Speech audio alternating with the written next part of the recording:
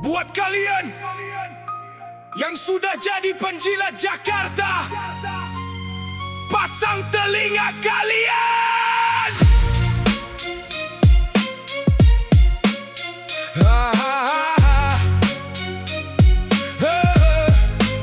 Sudah lupakah kalian apa yang Indonesia lakukan? Puluhan tahun Aceh jadi ladang pembantaian. Wanita diperkosa di depan suaminya, anak ditembak, ayah diseret, warga ditenggelamkan.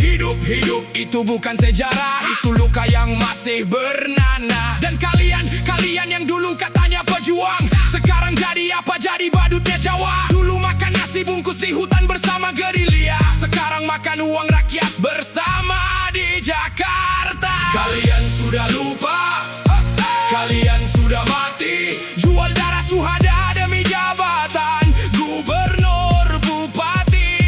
Kalian sudah lupa, kalian sudah mati, jual perjuangan demi kursi DPRK sampai DPRI.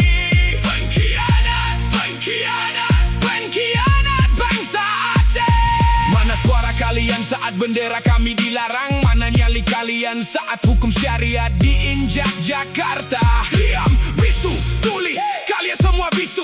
Kalau sudah dekat pemilihan, baru kalian peduli Aceh. Kalian pikir rakyat lupa? Kami catat semuanya, dari plat mobil dinas sampai rekening kalian di luar. Kalian kaya raya dari air mata janda-janda dom.